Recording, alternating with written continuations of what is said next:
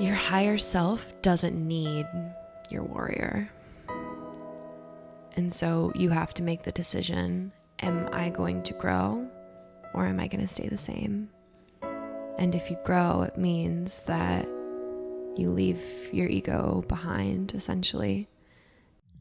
Hello, Meow Meows. Thank you for your time today. What we plan to focus on within our second series, Ego Death, is diving inward through our own personal transformations. Speaking about feeling our emotions, expressing them appropriately, and not throwing them under the rug.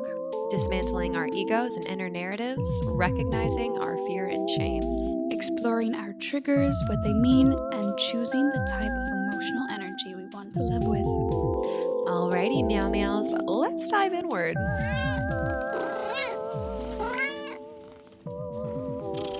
Happy Tuesday, Kat. How are you?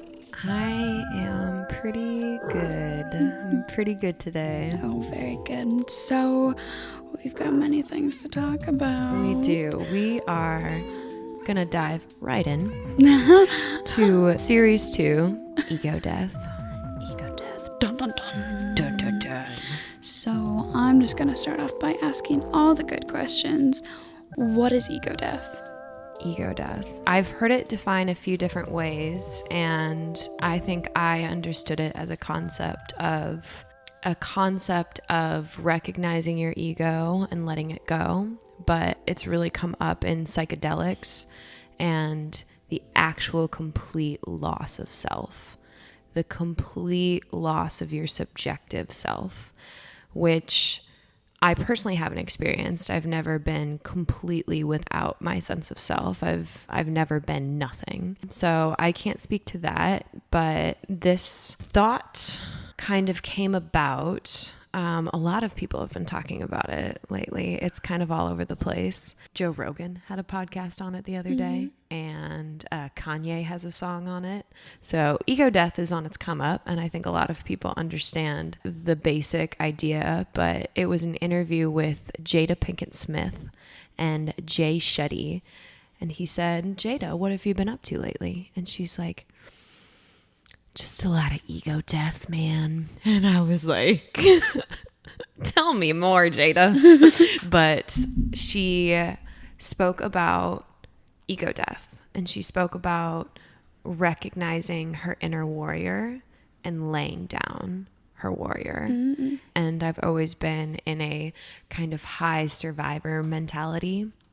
So I took all of it to heart. I was like, where is the warrior in me that no longer serves me anymore? But let's define ego. So ego is your sense of self. It's who you understand yourself to be. So it's your self-image. It's what you know your beliefs and values to be and how you feel about yourself, that being your self-esteem. So your self-image, your self-identity, and your self-esteem. And all of those things come together to kind of put a film, a lens, if you will, on every experience that you have. So everything that comes into your consciousness really goes through your ego. So not only can it be considered the gatekeeper of your consciousness, but it's the precursor to every experience in your life. So imagine if your ego wasn't serving you very well. Imagine if your ego is all survival and all it cares to do is protect you from things that may hurt you. That's a lot of information that you're limiting into your consciousness. So I thought about where my ego wasn't serving me, and I've been doing it for probably about a year now of this really, really painful process where you look at yourself in the mirror and you see where you're at currently and all of the ways that your current warrior doesn't serve you anymore. And the way she fights so hard to protect you, but she just hurts you so bad. Your higher self doesn't need your warrior. And so you have to make the decision, am I going to grow or am I going to stay the same? And if you grow, it means that You leave your ego behind, essentially. And you can't just drop it in haste. You can't just turn your back to it and pretend it doesn't exist. You have to lay down that warrior. You have to let your ego go with love and understanding, and it hurts so fucking bad. It's really hard. It doesn't sound like it would be a smooth process. No, it hurts. It hurts so bad. And it's okay. And, you know, even when you get to this really vulnerable moment where you look yourself in the eyes and you say, you don't serve me anymore. Mm-mm. And I understand why you do what you do, but you're not serving me and I have to let you go. No, you have to let yourself mourn the ego. And even more importantly, you have to let the ego mourn its existence. Because it's existed for so long. It has. And it doesn't want to not be wanted.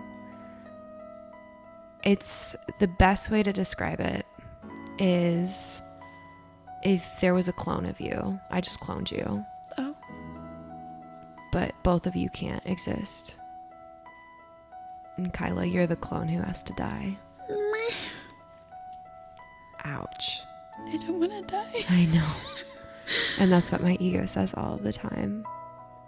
It's just like, especially when it's first become aware of itself, especially when it first becomes aware that it has to go, it just sobs like I don't want to die. Probably sinks its nails into you and just holds on for dear life. Right. Well, and before you get to that thought, that conscious thought of I need to let you go and I'm gonna let you go, it won't let you go there. I am you. There's nothing to look at here. But your ego is not you. It's not you. You are not your thoughts. You are not your feelings. You are the one who observes your thoughts and your feelings. Once you come to the thought of I have to let you go, your ego knows it's over. And that's why it hurts so bad, because it knows it won't stay around for longer. So there's the ego awareness. Mm-hmm.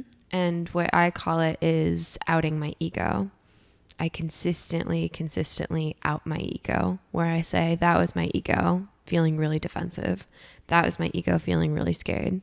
That was my ego attacking you because I was feeling really uncomfortable. And then there is ego breaks or ego cracks.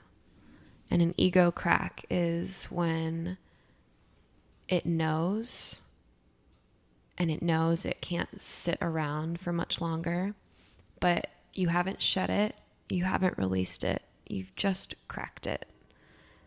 And a really great way to think about ego is thinking about it like a shell or an exoskeleton. And imagine when a bug gets ready to shed. Think about if you did need to leave this body, mm-hmm. and if you did need to grow out of it. So your ego might crack, but it doesn't mean you're ready to leave it.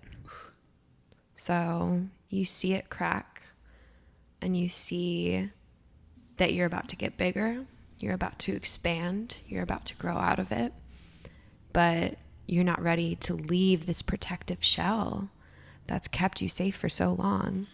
So right now, I am in a break, an ego break, and there was a crack. There's been a few cracks, and I'm just starting to poke my head out, but my body's too vulnerable and it's too weak to leave.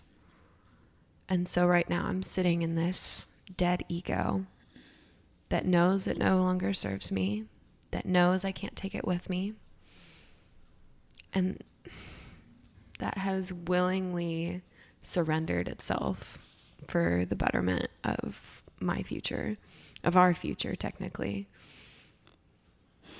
And so I'm literally carrying around a dead ego with me right now. Gotta poop it off.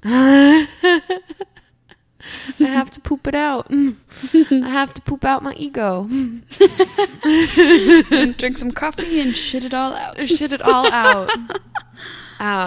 This is an interesting thing that I've heard Kyle Cease say before, but he says that people get so scared to let things go because they think they're the poop. If they poop it out, they're going to lose themselves, but you're not the poop. You're the butt. You're the butt. You're the butt.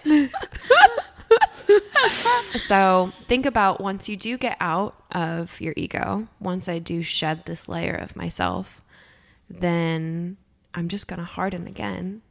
I have to. I need something there to protect me from the world because I live in this physical reality.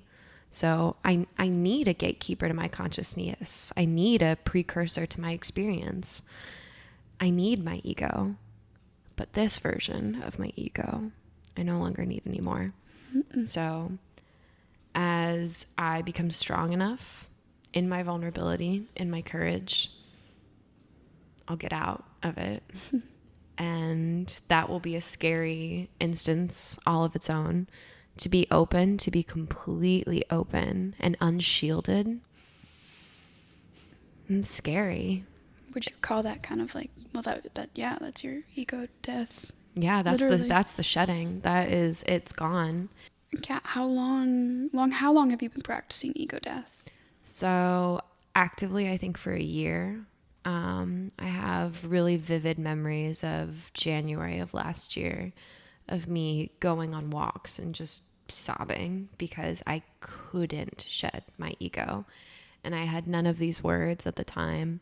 All I knew is that I was stuck in habits, and I knew the habits didn't serve me, and I knew the thought processes didn't serve me, the neural patterns and the connections in my brain. They were just solidified in this sense of ego, and I couldn't shake it. And I'm like, I think I just have to kill myself every day.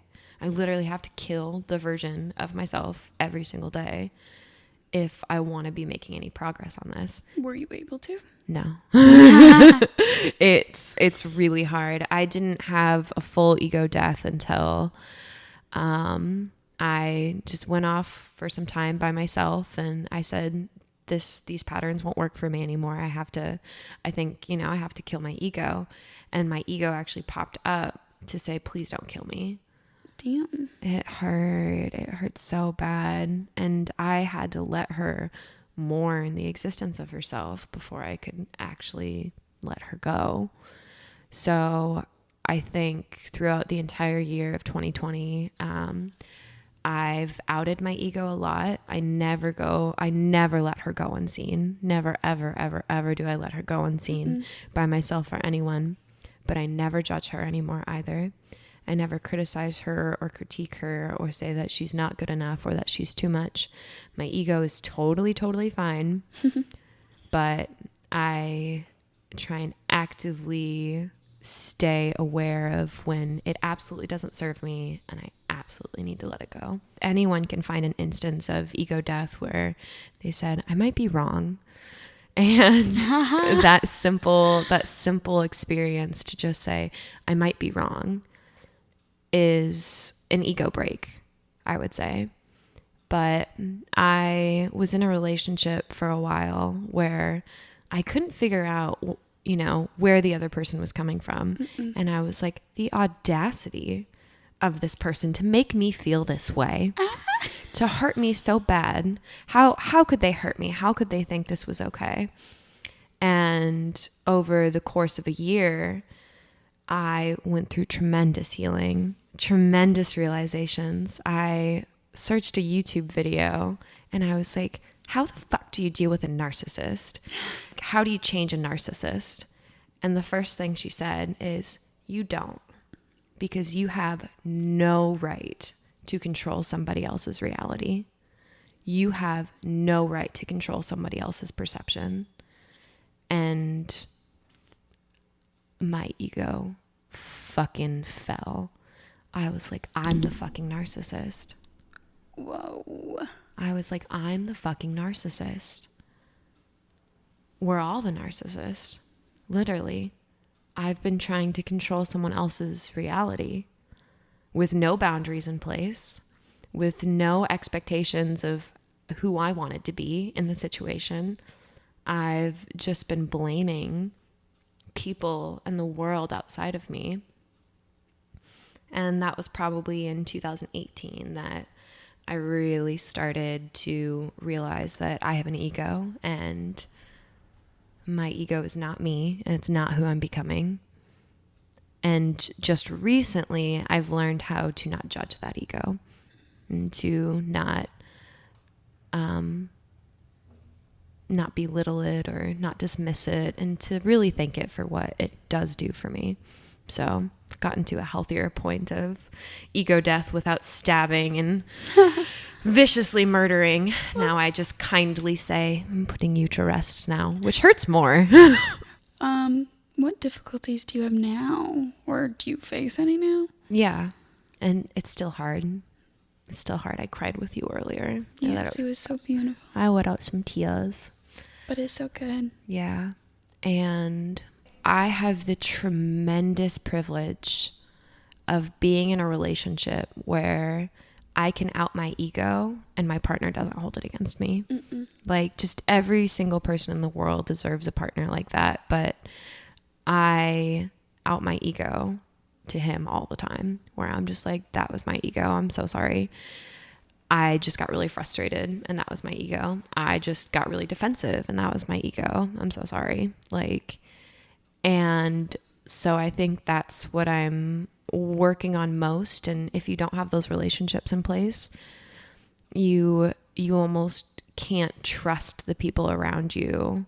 You can't trust that you can exist outside your ego. You can't trust that without this thick skin, you'll be okay, because your ego needs to stay there to protect you. Now, do you mean those relationships like with other people or with yourself? With everyone. Oh, of course. With yourself, though. Of course, with everyone. But Jesus Christ. With yourself. God, if you can't be vulnerable enough with yourself. How are you going to be with anyone else? But keep in mind, that's your ego. Your ego is the one that's telling you, you can't be vulnerable. You can't survive without me. You can't exist without me, because I'm what's keeping you safe. Ooh, but why? But why?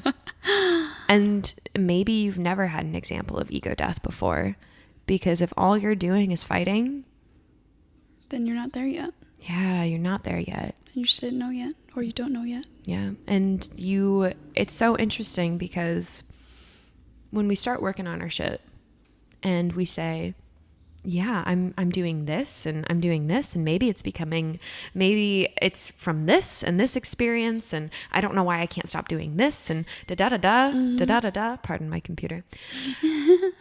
But all of that survival, all of that interior chatter in your mind, it's all your ego. You are not your thoughts.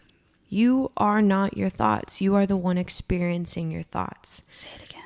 You are not your thoughts. You are the one experiencing them.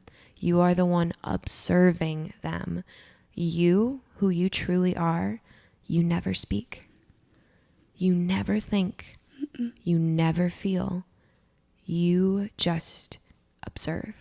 And experience. You just observe and experience. That is your seat of self. Mm. That is the true essence of who you are. Thank you very much, Michael Singer, The Untethered Soul. It's literally changed my life. The Untethered Soul, everyone. The Untethered Soul.